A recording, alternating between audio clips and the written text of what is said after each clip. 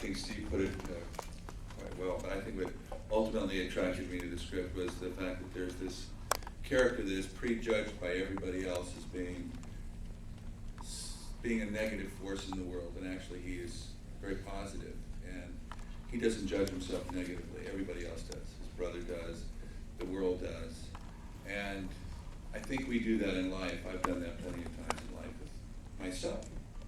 I'm really hard on myself, I'm hard on other people, and yet I'm an optimist, and this guy's a supreme optimist, and I'd like to be like Willie. So it was fascinating for me to go down that road with him, and it was a very fine line of taking someone who's got such pure love and follows somebody, but he's not stalking them, you know, and yet it was the hardest part I ever had to cast as a director, because here's a guy who he's got to be optimistic, he's got to be vulnerable, he's also got to be able to survive on the street, he can't be a gym actor, so that you think he's going to kick everybody's ass when he goes into the bar, but he can grab the guy's hand, and just for a second, you know, he can survive. And yet at the same time, he's following this girl, and it's probably not the right thing to do, but at the end of the day, it's not the wrong thing to do, it's what he does. And he's not a dangerous person. So it was a fascinating character study. And then to take that further with all the couples and the relationships, because it's all about relationships, and to see the first couple in the car, you think at first they don't get along with each other, and they truly love each other. And then you see Richard and Blythe's character, who they think that they don't get along with each other, and they truly and purely love each other. And the same thing with Tom and his character, but they're friends, and they truly love each other. And then you see this guy, Aaron, who makes one mistake. Like, I don't know about anybody else in the audience, but I've done things in my life that I've regretted that I've done, and it usually happens just like that. And in this case, he does it, and it changes his life forever. And so there's just so many different emotional things going on. And then, of course, there's Rachel's character, who, having a wife who's an actress, a daughter who's an actress, my friends who are actors, they go through this whole evaluation, and then they're really hard on themselves, and they despair about themselves, and they really want to give, and they really don't know where they belong and how they're supposed to be. There was so many complications. So as a guy who's been an actor and loves to direct actors, it was just a great experience for me. So.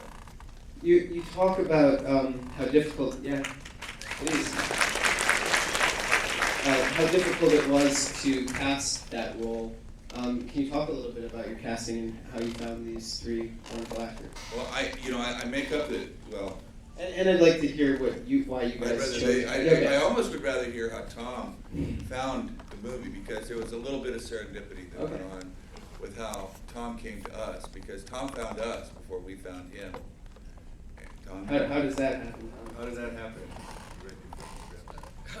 James just reminded me of something. Yeah. A friend of mine had the script on his floor when I was staying on the sofa of his apartment, and I read it and I thought, I could do it better than he could, so I called up James. You auditioned me. It's a really good story. Yeah, no, it is. Is it that easy?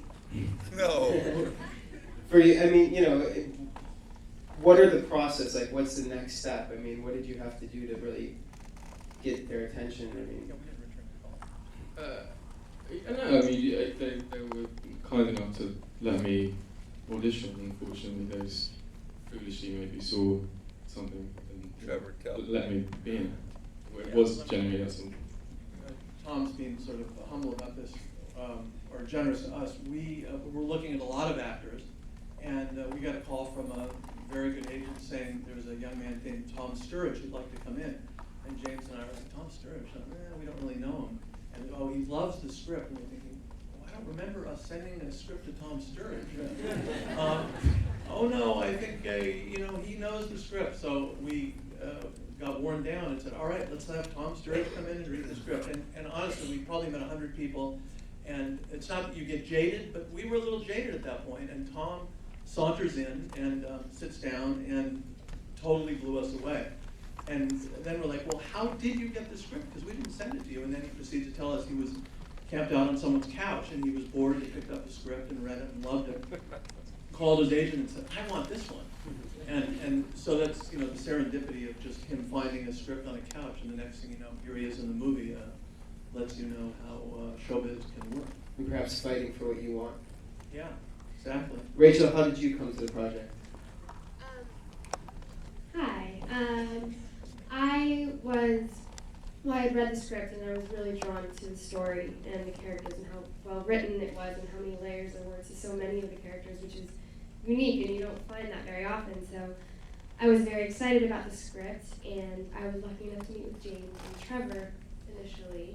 Were you there the first time? Yes, you were. You were. And we hit it off and we talked about the film and sort of were on the same page, and we went from there. I was very lucky and happy to be a part of it. So thanks for watching. Blythe? Well, I found the script to be so tender, and I love the fragility of Tom's character, and I loved Rachel. We actually hadn't had scenes together, but we worked together in another film also. Last Kiss. And Richard, of course, is such a wonderful actor, and I very much wanted to work with him and be directed by James. And I just was very drawn to it. Also, the three-dimensionality of a character, an older woman. It's good to have the opportunity to play all those different emotions. And I think it is true of marriages are very complicated, and people often see on the surface something that they might think is just abhorrent, and yet there's tremendous depth after many years of marriage.